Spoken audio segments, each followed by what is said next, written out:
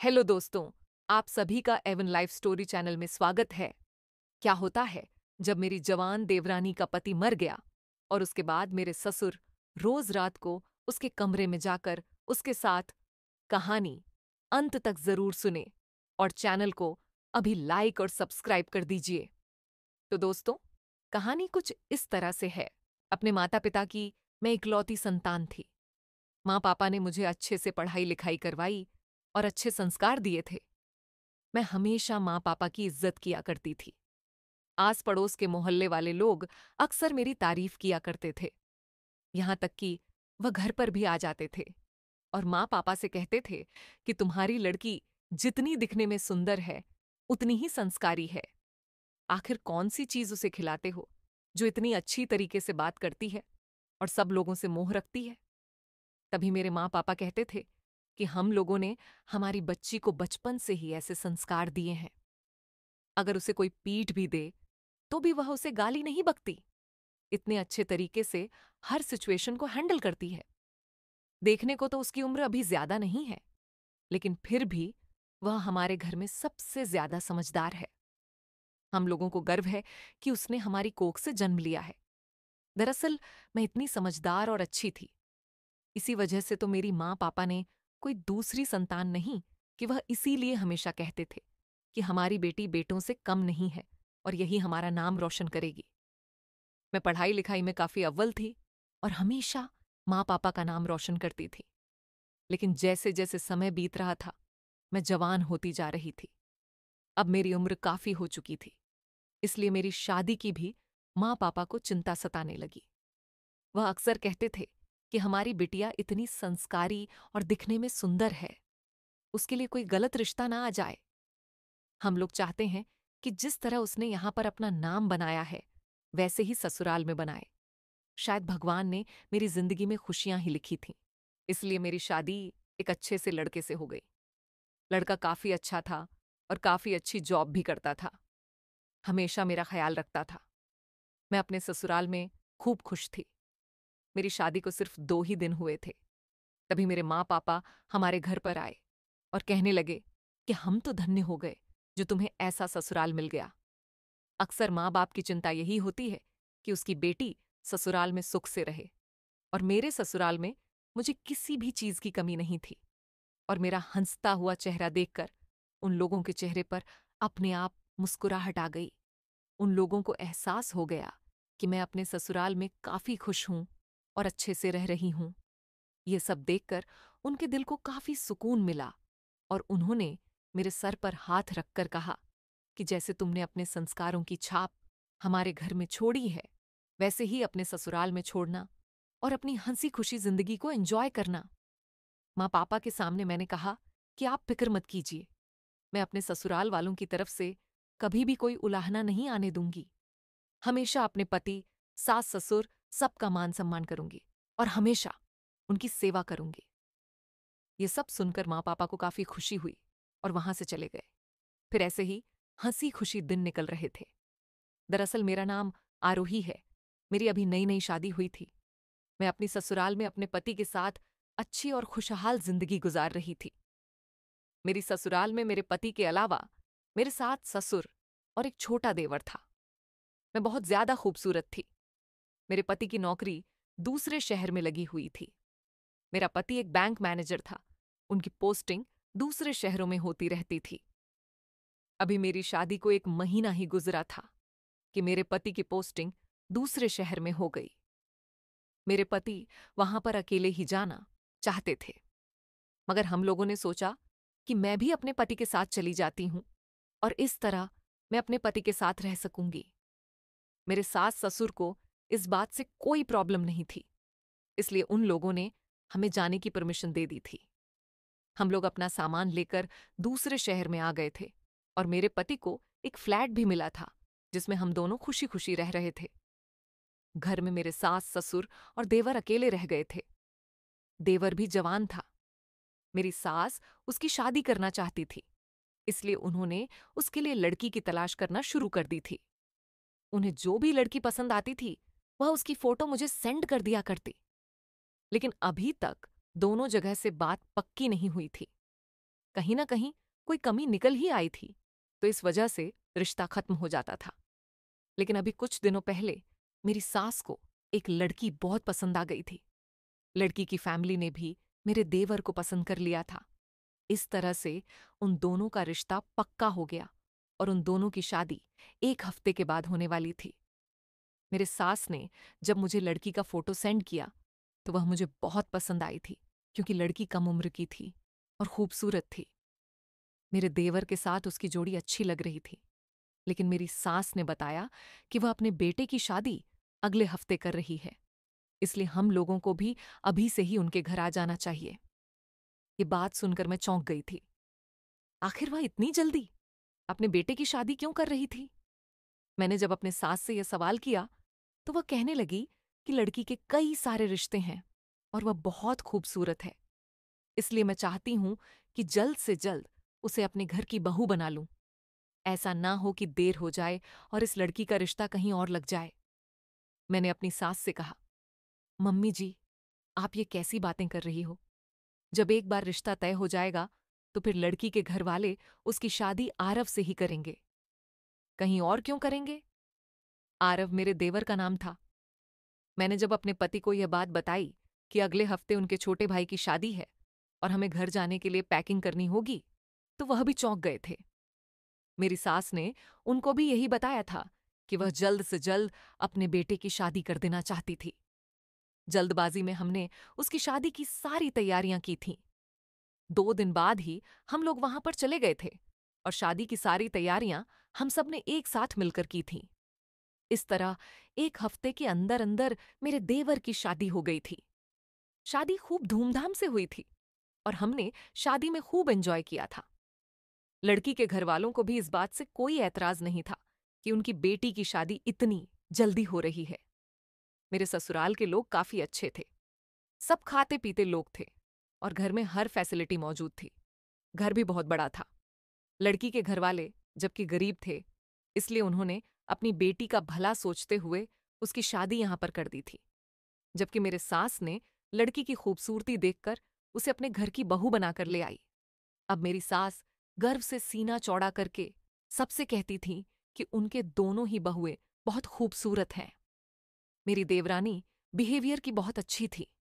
मैं उसके साथ सिर्फ 1 हफ्ता ही रही थी, क्योंकि शादी होने के 1 हफ्ते बाद हम अपने घर वापस आ गए थे। उसके बाद मैं नहीं जानती थी कि मेरी देवरानी का बिहेवियर मेरे सास ससुर के साथ कैसा था और कैसा नहीं। मैं जब भी अपने सास से बातचीत करती थी तो वह मेरी देवरानी की तारीफ ही किया करती थी। कहती थी कि बहुत बहुत अच्छी है, घर के सारे कामकाज खुद ही करती है, मुझे तो कोई काम भी नहीं करने देती। और मेरे सास कहती थी कि हमारे मोहल्ले की सारी औरतें मेरी दोनों बहू की तारीफ करती हैं, कहती हैं कि तुम बहू बड़ी छांट कर लेकर आई हो। ये बात कहकर मेरे सास बहुत खुश होती थी। मैं भी बेफिक्र थी कि चलो अच्छा है, देवरानी सास के साथ अच्छी तरह से एडजस्ट हो गई है।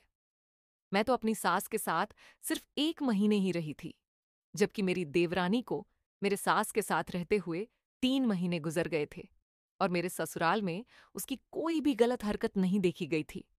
वह अपने पति के साथ भी बहुत खुश थी और एक बार हमारे घर पर भी आई थी। मैंने उन लोगों का बहुत अच्छे से स्वागत किया था और उनके लिए अच्छा सा खाना भी बनाया था। मुझे भी अपनी देवरानी के अंदर कोई कमी नहीं लगी थी। जिंदगी इसी तरह से गुजर रही थी। मेरी देवरानी बहुत खुश थी और अपनी लाइफ को अच्छी तरह से एंजॉय कर रही थी। मेरा देवर भी अपनी पत्नी के साथ बहुत खुश था, अपनी पत्नी से बहुत प्यार करता था। उनकी शादी को 4 महीने हो गए थे, जबकि हमारी शादी को 8 महीने हो चुके थे और हम दोनों के पास अभी तक कोई औलाद नहीं थी। एक दिन मेरी ससुराल से फोन आया था कि मेरे देवर को टाइफाइड बुखार हो गया और उसकी तबीयत ठीक नहीं है। मेरे पति जब ड्यूटी से घर वापस आए तो मैंने उनको यह बात बताई थी। हम दोनों पति पत्नी उस समय घर ही जाने के लिए निकल गए थे। वहां जाकर देखा तो सच में मेरे देवर की कंडीशन बहुत खराब थी। उसे अस्पताल लेकर जाया जा रहा था। मेरे पति और मेरे ससुर उसे अस्पताल ले गए थे, जबकि मेरी देवरानी की बहुत बुरी हालत थी। वह रो रो कर बेहाल हो रही थी, अपने पति को बहुत याद कर रही थी। मैं और मेरी सास उसे बार बार तसल्ली दे रहे थे कि आरव को कुछ नहीं होगा, वह ठीक हो जाएगा। ऐसे बुखार तो आते जाते रहते हैं, तुम परेशान मत हो। हमारे समझाने पर मेरी देवरानी खामोश हो जाया करती थी। मेरे देवर को अस्पताल में एडमिट हुए 24 घंटे हो गए थे। मेरे पति ने फोन करके बताया था कि उसकी तबीयत ठीक है। इस बात से हमें तसल्ली हो गई थी और मेरी देवरानी ने भी खाना खा लिया था, क्योंकि जब से उसका पति अस्पताल गया था उसने एक निवाला तक नहीं खाया था। वह भूखी प्यासी थी। आखिर वह अपने पति से बहुत प्यार करती थी, इसलिए उसको कुछ भी अच्छा नहीं लग रहा था। हम लोगों ने भी चैन की सांस ली थी जब हमें पता चला था कि आरव की तबीयत में थोड़ा सुधार आ गया है। मेरे ससुर और मेरा पति अस्पताल में ही रुके हुए थे। मेरी देवरानी को हम लोगों ने खाना खिलाकर तसल्ली से उसे उसके कमरे में सोने के लिए भेज दिया था। इधर मैं भी अपने सास के कमरे में उनके पास सोने के लिए चली गई। आज हम लोगों ने घर के दरवाजे को अच्छी तरह से बंद कर दिया था, क्योंकि घर में कोई भी मर्द मौजूद नहीं था। हम तीनों औरतें ही थीं। हम सब लोग सुकून की नींद सो गए थे, जब अचानक सुबह सवेरे 5 बजे मेरे पति की कॉल आने से मेरा मोबाइल बजने लगा और अचानक मेरी नींद खुल गई। तो मैंने जैसे ही घबराकर अपनी आंख खोली और मोबाइल देखा तो मेरे पति की कॉल थी। मैंने अपने पति की कॉल रिसीव की तो उन्होंने मुझे जो खबर सुनाई उसने तो मेरे होश उड़ा दिए थे, और मैं जो कि पहले से नींद में थी। अब मेरी आंखों से नींद पूरी तरह से गायब हो चुकी थी, क्योंकि खबर ही कुछ ऐसी थी। मेरा देवर इस दुनिया को छोड़कर जा चुका था। ये बात हमारे लिए कोई मामूली बात नहीं थी। इस खबर ने हमें हिलाकर रख दिया था। मेरी आंखों से आंसू आने लगे थे। मेरे पति ने कहा था कि घर का दरवाजा खोलो, हम लोग 1 घंटे में आरव की डेड बॉडी को लेकर आ रहे हैं। मैंने अपनी सास को जगाया और उनको यह खबर सुनाई तो वह भी फूट फूट कर रोने लगी थी, जबकि मेरे समझ नहीं आ रहा था कि मैं किस तरह से अपनी देवरानी को यह खबर सुनाऊं कि वो विधवा हो चुकी है। उसका पति इस दुनिया को छोड़कर जा चुका है। वह बेचारी तो पहले ही अपने पति के लिए बहुत परेशान थी। मेरे देवर का बुखार उतर ही नहीं रहा था। उसकी तबीयत इतनी ज्यादा सीरियस हो गई थी कि वह बच नहीं सका। भगवान ने उसकी जिंदगी इतनी ही लिखी हुई थी, इसलिए वह अपनी जिंदगी की जंग हार चुका था। मैं बड़ी मुश्किल से अपनी देवरानी के कमरे में गई थी। मेरी देवरानी गहरी नींद में सो रही थी। मैंने जैसे ही उसको जगाया तो वह घबराकर उठ गई। मेरी हिम्मत नहीं हो रही थी कि मैं उसे किस मुंह से खबर सुना दूं कि वह अपने पति को खो चुकी है, मगर फिर मैंने हिम्मत बांध ली थी और उसे तसल्ली देते हुए बहुत प्यार से और आराम से ये खबर सुना दी। मेरी देवरानी जोर जोर से चिल्ला चिल्ला कर रोने लगी थी। अभी ठीक तरह से सुबह का सूरज नहीं निकला था, इसलिए उसकी आवाज घर में गूंज रही थी। आसपास के लोग भी हमारे घर में जमा होने लगे थे, क्योंकि सबको पता चल चुका था कि मेरा देवर इस दुनिया से जा चुका है और कुछ ही देर में उसके डेड बॉडी घर में आने वाली है। घर में रोना धोना शुरू हो गया। एक अजीब सा हंगामा हो गया। चारों तरफ से रोने का शोर सुनाई दे सकता था। फिर एम्बुलेंस की आवाज सुनाई दी, जिसमें मेरे ससुर और मेरे पति आरव की डेड बॉडी को लेकर आ रहे थे। जब उसके डेड बॉडी को घर में रखा गया तो मेरी देवरानी बिलक बिलक तो रो रही थी। अभी उस बेचारी की शादी को हुआ ही कितना समय था। वह बेचारी विधवा हो चुकी थी। यकीन नहीं आ रहा था कि मेरा हट्टा कट्टा जवान देवर इस दुनिया को छोड़कर जा चुका है। मेरी देवरानी की कंडीशन बहुत सीरियस थी। रोते रोते उसको भी बुखार आ गया था और वह बेहोश हो गई थी। डॉक्टर से उसका चेकअप करवाया तो डॉक्टर ने उसे आराम बताया था। आरव का अंतिम संस्कार कर दिया गया था। घर में एक हैवानियत छाई हुई थी। सब लोग गम में बैठे हुए थे। इसी तरह 3 दिन गुजर गए थे। धीरे धीरे समय कब बीत गया कुछ पता ही नहीं चला। अब मेरे देवर को गए हुए पूरे 6 महीने हो चुके थे। मेरे देवर की मौत के बाद में अपने पति के साथ नहीं गई थी, क्योंकि मेरे पति ने कहा कि मैं पूरी कोशिश करूंगा कि मेरा तबादला इसी शहर में हो जाए। इसलिए मैं काफी मेहनत कर रहा हूं। अब अगर तुम मेरे साथ चली गई तो मां और आरव की पत्नी अकेले पड़ जाएंगे। अब तुम अगर आरव की पत्नी के पास रहोगी तो उसका मन बहला रहेगा। मैं भी अपनी देवरानी की सिचुएशन को समझ रही थी। एक पति को खोना क्या होता है, मैं अच्छी तरह से समझती थी। इसलिए मैंने अपने पति से कहा कि मैं यहीं पर रुक जाती हूँ और अपनी देवरानी का मैं हमेशा ही ख्याल रखती थी, क्योंकि मुझे पता था कि वह अकेले पड़ चुकी है।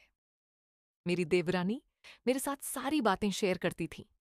मैं उसे अपनी छोटी बहन की तरह ही रखती थी। खैर, ऐसे ही दिन निकलते गए। अब कुछ दिनों से मुझे बड़ा ही अजीब लग रहा था कि रात होते ही मेरी देवरानी के कमरे में मेरे ससुर जाते हैं और अंदर से कुंडी लगा लेते हैं। मुझे बिल्कुल भी समझ में नहीं आ रहा था कि यह सब क्या हो रहा है। आखिर एक ससुर अपनी बहू के कमरे में क्यों जाता है? मुझे बड़ा ही अजीब लगता था। मैंने एक दो बार अपनी देवरानी से इस बारे में बात करने की कोशिश की, लेकिन वह मेरी बात को कोई ना कोई बहाना बनाकर टाल देती थी। अब तो मैं हर रोज ये देखती थी, क्योंकि मेरी देवरानी के कमरे के सामने ही मेरे कमरे की खिड़की लगती थी, इसलिए उस खिड़की से मुझे सब कुछ दिखाई देता था। अब मेरे ससुर आधी रात होते ही मेरी देवरानी के कमरे में चले जाते और अंदर से कुंडी लगा लेते और सवेरा होने से पहले उनके कमरे से निकलकर बाहर चले जाते थे। अब मैं कुछ देख नहीं पाती थी, क्योंकि उनके कमरे की दरवाज़ा और खिड़की बंद होते थे। मैं समझ नहीं पा रही थी कि आखिर यह सब क्या हो रहा है। जब यह सब रोज़ाना होता हुआ देखती थी, तो मेरे अंदर एक अजीब सा ख्याल आने लगा कि शायद मेरी देवरानी मेरे ससुर के साथ चक्कर चला रही है। इन दोनों का ज़रूर कुछ चल रहा है। इसलिए मैं अपनी देवरानी से दूर ही रहती थी, क्योंकि वह मुझे बदचलन दिखाई देती थी। मुझे लगता था कि अपने पति के मौत के बाद अपने ससुर के साथ यह सब करती है। इसे तो बिल्कुल भी शर्म हया नहीं है, लेकिन मेरी देवरानी को इस चीज का एहसास नहीं होने दिया कि मुझे सब कुछ पता है। मेरे ससुर दिन में इतने अच्छे बनकर रहते थे, मानो उनके जैसे देवता इंसान तो कोई है ही नहीं। लेकिन रात के समय वह अपनी ही बहू के साथ वह सब करते हैं। उन्हें शर्म नहीं आती। एक रोज जब मैं उनके कमरे के आगे से वह देख ही लूं, जब मैंने कमरे से खिड़की के अंदर झांक कर देखा, तो मैंने देखा कि मेरे ससुर मेरी देवरानी के साथ जबरदस्ती वह सब करने की कोशिश कर रहे हैं। मेरी देवरानी उनके सामने हाथ जोड़ रही है, कभी बिलिक रही है और रोते हुए कह रही है कि मेरे साथ मत करो, ऐसा मत करो। लेकिन मेरे ससुर हैवान बनकर उसका दुपट्टा हटा रहे हैं और उसके साथ जबरदस्ती वो सब कर रहे हैं। मुझे एक समय के लिए बहुत गुस्सा आया, लेकिन मैंने खुद को कंट्रोल कर लिया और सब कुछ अपने पति को फोन करके बता दिया। मेरे पति भी घर आ चुके थे। हम लोगों ने किसी को कुछ भी नहीं बताया, क्योंकि हम लोग सबूत की चाह में थे। एक रोज मैं और मेरे पति देवरानी के कमरे में छुप कर बैठ गए। आधी रात होते ही मेरे ससुर उसके कमरे में आए और अंदर से कुंडी लगाने के बाद मेरी देवरानी के साथ जबरदस्ती करने लगे। तभी मैं और मेरे पति उस कोने से बाहर निकल गए। हम दोनों को वहां देखकर मेरे ससुर और देवरानी एकदम से घबरा गए। मेरे पति ने अपने पिताजी के एक तमाचा दे मारा और कहा कि आपको शर्म नहीं आती। अपने बेटे की विधवा बहू के साथ ये सब करते हुए शायद मेरे पति दुनिया के पहले बेटे होंगे जो अपने पिता पर हाथ उठा रहे थे। लेकिन मेरे ससुर ने भी कोई अच्छाई का काम नहीं किया था। तभी मेरे पति ने कहा कि जो कुछ भी है सच सच बताओ, वरना ठीक नहीं होगा। तभी मेरे ससुर ने कहा कि मुझे माफ कर दो, दरअसल मेरी देवरानी का नाम सिया था। मेरे ससुर ने कहा कि रुचि को इसकी शादी से पहले ही मैंने देख लिया था। यह हमारे पड़ोसी गांव की ही है। मुझे ये बड़ी भा गई थी। मेरा मन इसके ऊपर मंडराने लगा था, क्योंकि मैं हमेशा से ही लड़कियों पर गंदी गंदी नजर रखता था, लेकिन इसका कभी किसी को एहसास नहीं होने दिया। जब इस लड़की के ऊपर मेरी नजर पड़ी, तो मैंने इसके साथ अपने छोटे बेटे की शादी करने का फैसला कर लिया था, ताकि यह हमारे घर पर आ जाए तो मैं आराम से इसके साथ सब कुछ कर लूं। यह गरीब परिवार से थी, इसलिए इसकी शादी आरव से करवा दी और आरव को मारने का मैंने प्लान बना लिया। मैंने सोचा कि आरव का एक्सीडेंट करवा दूंगा और जब उसकी मौत हो जाएगी तो मैं आराम से इसके साथ वह सब कर लूंगा। लेकिन भगवान ने मेरी इच्छा पूरी कर दी और आरव बुखार की बीमारी के चलते पहले ही चला गया। मुझे उसके साथ कुछ भी नहीं करना पड़ा। जब आरव को गए कुछ दिन हो गए तो मैंने अपना यह सिलसिला शुरू कर दिया। दरअसल ये मेरे आगे खूब गिड़गिड़ाती थी कि मुझे छोड़ दो, मेरे साथ ऐसा कुछ मत करो, लेकिन मैं इसकी नहीं सुनता था और इसको धमकी देता था कि अगर किसी को कुछ भी बताया तो तेरे परिवार वालों को जान से मरवा दूंगा। अब हम लोगों ने मेरे ससुर की यह सच्चाई जानी तो हमारे पैरों तले से जमीन खिसक गई।